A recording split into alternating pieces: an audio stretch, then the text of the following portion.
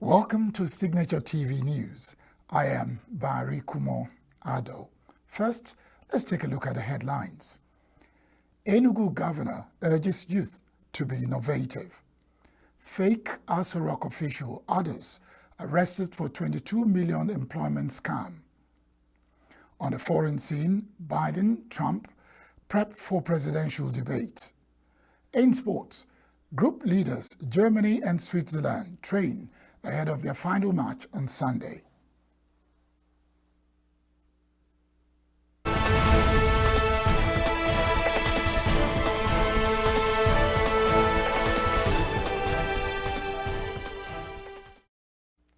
Now the news in detail. Governor of Enugu State, Peter Mba, has urged youths in the state to seize the opportunity of a current technological advancement and global development to become more innovative and creative in their individual environment. Mba, who says the youths play a major role in shaping the destiny of the state, made this declaration in a keynote address during the 2024 Enugu Leadership and Business Summit with the theme, The Role of Youths in Building a New Enugu, which held on Saturday at the Chapel of Redemption's Resource Center, University of Nigeria, Enugu campus, while charging the youths to embrace failure as a stepping stone to success and view obstacles as opportunities to iterate, innovate, and evolve. Mba acknowledged that true greatness is measured not by the personnel accolades one receives, but by the positive impacts he has on others. The role of youth in building a new Enugu resonates deeply with our collective aspirations. It underscores the pivotal role each of you plays in shaping the destiny of our state, whether through entrepreneurship, arts, advocacy, or public service. Your contributions, both now and in the years to come, will define the fabric of our state and leave an enduring policy for future generations. The Nigerian Army on Friday destroyed about 14 illegal oil bunkering vessels arrested with stolen crude oil in the oil-bearing Asa community of Abia. The Army operatives set the vessels ablaze, including 8 large Cotonou boats at Ishimiri Waterside in Okwa West local government area. The General Officer commanding GOC 82 Division, Major General Hassan Dada, who led the operation, told newsmen that 6 suspects were arrested in connection with illegal oil bunkering.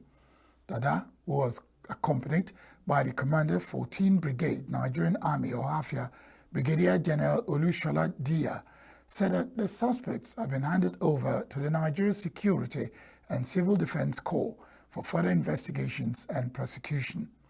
He said that the Army was at the creek in respect of carrying out one of the mandates of the Operation Udoka, which is to make sure that any form of economic sabotage does not happen within its joint operation area. Dada also said that the operation was based on intelligence report, adding that the suspects had attempted to start siphoning the crude from the pipeline before they were arrested. He further said that the suspects had sunk some crude oil-laden boats in the water before the troops got there, adding that the troops were in the process of recovering others. The GOC said that all the 14 boats destroyed were in line with the standing operation procedure. Abia State Governor Alex Oti has disclosed his government's plans to digitally transform the state and prepare it for the next century. The governor will disclose this at Government House Umuahia during the June edition of a monthly media chart tagged Alex Oti Speaks to Abians, disclosed that the project will be heralded by the broadband technology which will provide access to the internet in the state. Oti further disclosed that he will soon appoint a chief information technologist to prepare the state for digital transformation, adding that the state is in the final stages of discussion. He vowed to make infrastructure, education, health, agriculture, security, and others focus of his second year in office. Noting that access is key to a thriving economy, Oti assured that his infrastructure revolution will be extended to all parts of the 17 council areas in the next few months. He said that aside 90 roads rehabilitated through direct labor by the State Ministry of Works, 16 roads have already been reconstructed and commissioned by his administration, while another 16 new roads representing 165 kilometers are under construction and reconstruction across the 3 senatorial zones of the state. He noted that his government is prioritizing the welfare workers, hence he has been regular in salary payment and pensions, assuring that arrears of leave allowances will be paid. The National Youth Council of Nigeria, NYCN, has lauded Governor Hope Uzodinma of Imo for appointing Mandela Okegbu as a commissioner in the state. Okegbu was widely known for being youth-friendly, was appointed the Commissioner for Youth Development and Talent Hunt, and is one of the 5 new commissioners inaugurated on Wednesday by the governor. The group's Southeast Organizing Secretary, Izuna Aguncha, in a commendation note described Okegbu's appointment as a pioneer commissioner for the expanded ministry as one of the best decisions of the governor, which would uplift the young people of the state. He also described the commissioner as a passionate young leader with clear vision, especially in human capital development. An unidentified young man has been electrocuted near the Joint Admission and Matriculation Board JAMB Center in Otukpo, Benue State. The suspected thief, who had finished vandalizing the transformer on a high-tension pole, was electrocuted after power was suddenly restored. A lifeless body was discovered dangling from the high-tension pole on Saturday morning, with a large crowd of passersby gathered around the corpse. Eyewitness account says he was found already dead with tools in his hand. The Economic and Financial Crimes Commission, EFCC, says its operatives has arrested a fake official of a state house in Abuja and other suspects for employment scam. Disclosing this in a statement on Friday, EFCC spokesman Dele Oyewale said the suspects were nabbed for alleged criminal conspiracy, fake representation, and employment scam. He identified the culprits as Augustine Enemagbai, Umoboy, Elojo, Josephine Idakwo, Kingsley Onu. While Umoboy claimed to be a former Aso Rock staff, Idakwo claimed to be a staff of the Ministry of Information in the Registry Unit, while Onu was said to have concluded his National Youth Service Corps, NYSC. The suspects were arrested separately following investigation on petitions by various victims who were promised jobs at the Ministry of Communication, Nigerian National Petroleum Corporation Limited, Federal Road Safety Corps, and other ministries.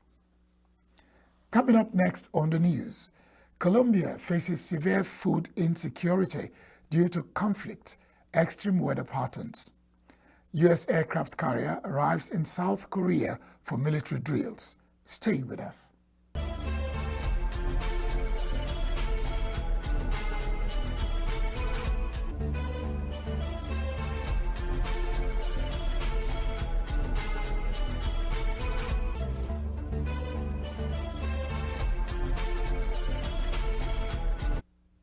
Nigeria, Ghana, and 61 other countries have emerged as facing food poverty, a report by the United Nations Children's Fund, UNICEF, has said.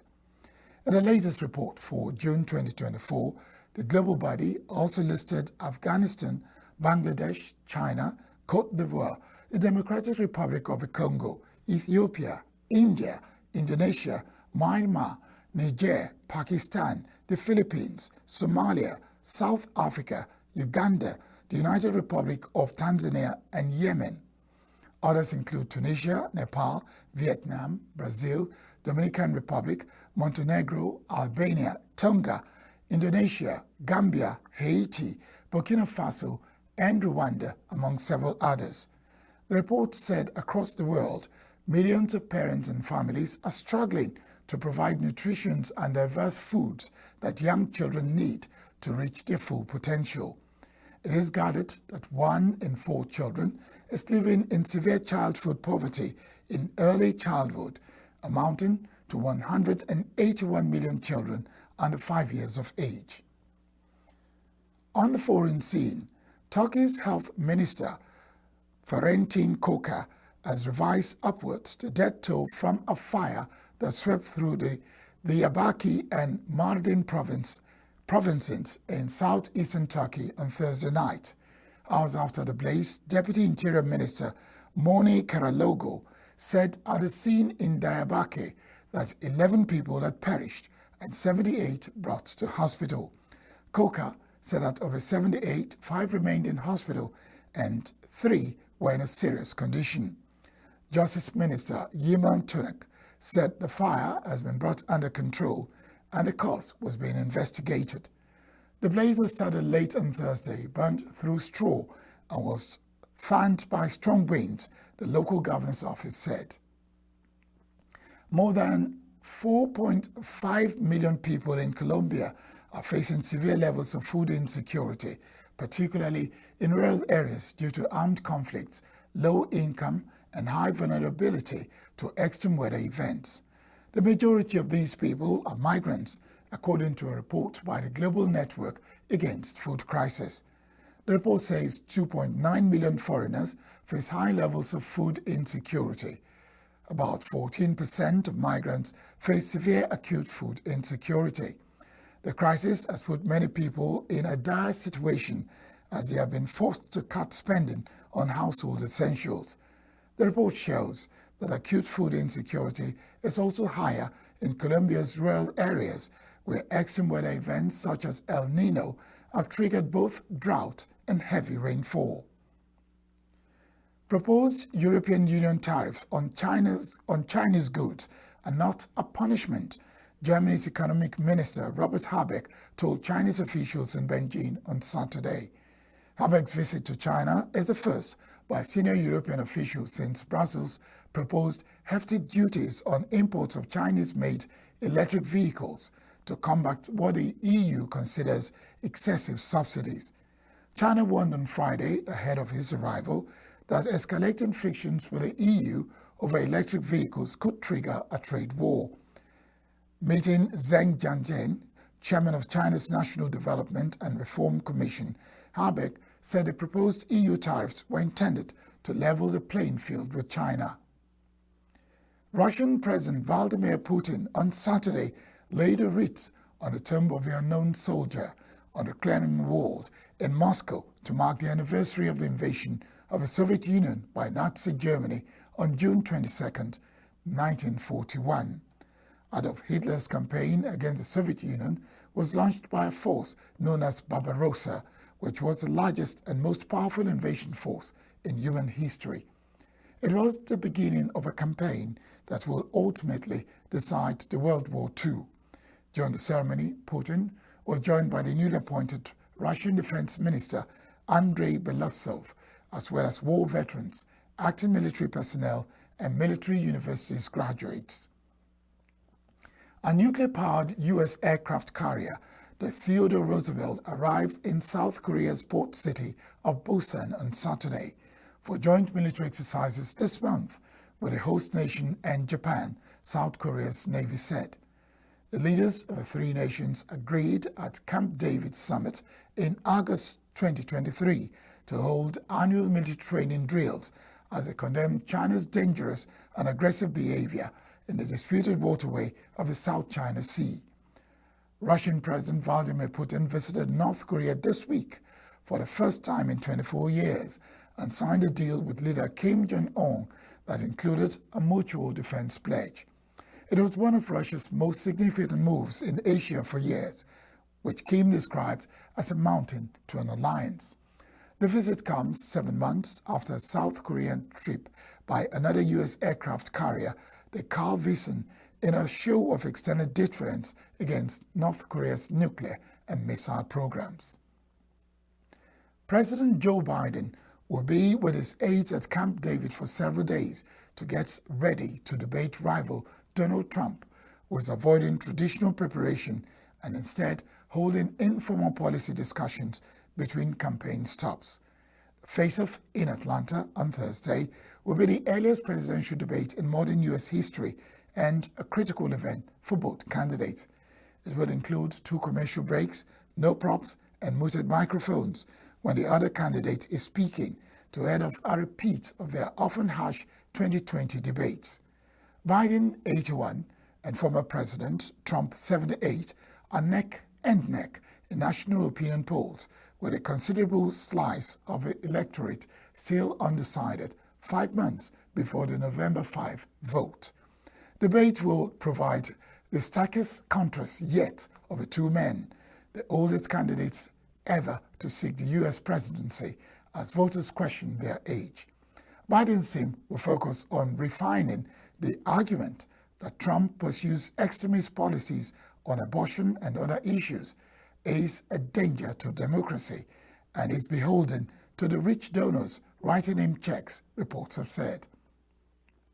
In sports, Germany and Switzerland took to the pitch a day before their final group stage match on Sunday. With both teams leading Group A, Germany has already qualified for the knockout stage after 2 good showings against Scotland and Hungary, while Switzerland could yet see an early exit after a 1-1 draw with Scotland. Previous matches between the teams have seen overwhelming wins for Germany. That's the news on this hour. I am Barry Kumo Ado. Thanks for watching.